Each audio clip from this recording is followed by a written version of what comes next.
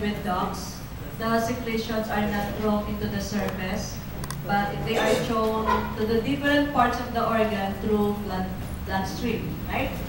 So that's why they are called as endocrine gland or endocrine system. Now the first one that we're going to study today is about the pituitary gland.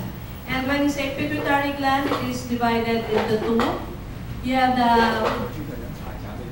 anterior pituitary and the posterior pituitary gland, or you also call them as the adenohypophysis and the neurohypophysis or posterior.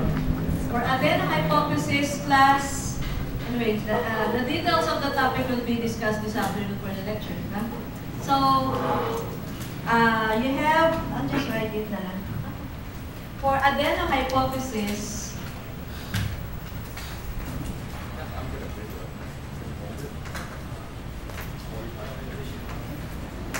it is divided into your pars distalis, pars intermedia,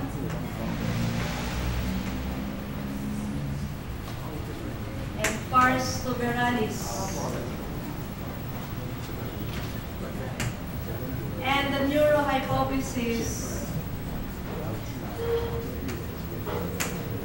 divided into your pars nervosa and infundibulum.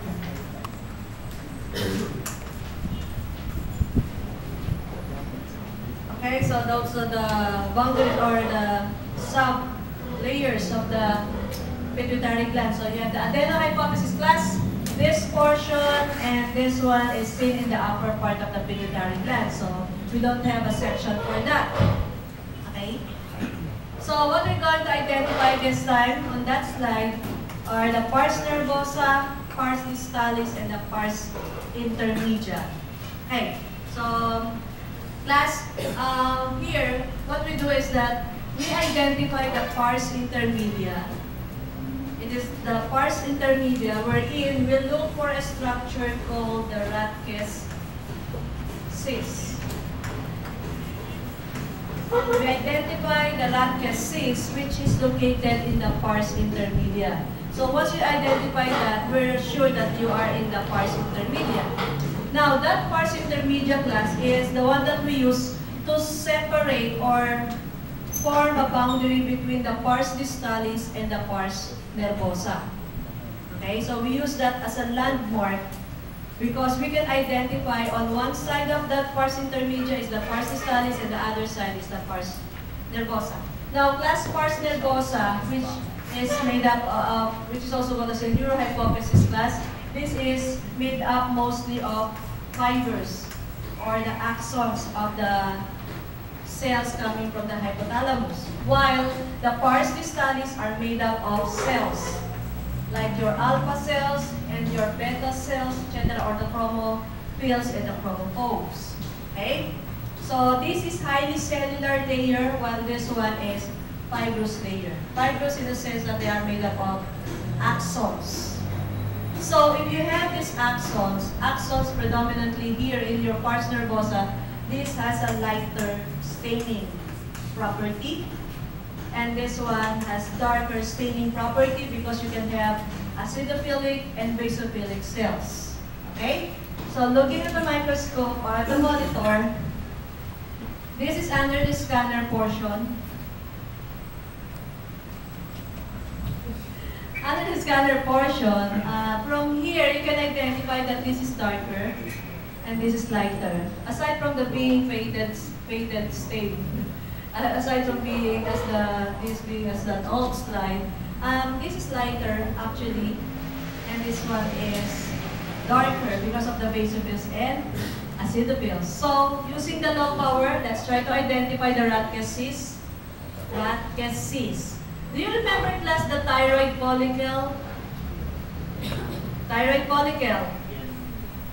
Wherein the center can be, and in any shape, contains a pinkish material, and it is surrounded by cells. If this is a thyroid gland, this is cuboidal, right? the thyroid follicle, but this is not, or we just compare that with the thyroid follicle, but this one is actually the Rutgers cyst. Okay, this is the Rutgers cyst. Another Rutgers cyst, another cyst. Okay, and when you can identify this one, this area or this layer is your pars intermedia. So identify the layer, pars intermedia, identify the structure, that is your Rutgers cyst. Now from here, you can identify the lighter portion, which is your pars nervosa, and the darker portion, which is highly cellular, your pars distalis. Okay? So you have to look for that first before you can identify. So even in the quiz, you try to sometimes identify, we focus like this, like that. Wherein you're pointing at one cell here, but you have a landmark where you can identify the Rutgers cyst, so you know that this is pars distalis. So you just have to identify which one is acidophilic and which one is basophilic. Now, class, the characteristic cell for pars distalis there are two types actually, the chromophils and the chromophobes. Chromophils or chromophobes. Chromophobes are the ones that do not stain readily, or they do not have a stain, so they are actually colorless. And then the chromophils are the ones that take up the stain. But you have to remember the chromophils are divided further into two. The one that takes up the acidic or the acidophils and the basophils. Okay? So one that is having a reddish cytoplasm, and the other one having bluish cytoplasm. But actually, you still have to divide them further because depending on the type of secretion. Because you have somatotrophs, mammotrophs, different types of the chromophils based on alpha cells or beta cells or acidophils and basophils. So, while here in the pars nervosa class, you have mostly fibers, but you will notice there are dots which are actually nucleus of your pituicytes. Pituicytes, which are actually, they say, as the characteristic cell of the pars nervosa. Plus, there's no secretion, or there's no cell that secretes, or there's no cell found in the pars nervosa that are capable of secretion. Actually, there are storage of secretion found in the pars nervosa, but the actual cell that secretes them are found in the hypothalamus. Remember the vasopressin, those secretion, actually they are secreted higher, up in the higher portion of the thalamus. Okay? So, don't look for the secretion, although they will say that in the discussion there are storage forms found in the pars nervosa, but what you're going to see here is just light stain because of the fibers and the nucleus of the pituicytes. Okay? But with here, in the pars distalis, you have to identify the alpha cells and the beta cells. You see, yeah, you can see the cytoplasm of those reddish pinkish cytoplasm. Those are your acidophils or alpha cells. Okay, with red cytoplasm or pinkish, just like your parietal cell, and you also have bluish cytoplasm. Cells having bluish cytoplasm or basophilic cells. Okay, so generally they are chromophils. If you just want to separate them depending on the color, acidophils for red, basophils for blue. Okay, chromophils. That's a characteristic cell. And the other type of cell are the chromophobes. They do not have a stain, so you won't see them. Right? So that's your organ, that is pituitary gland. Okay?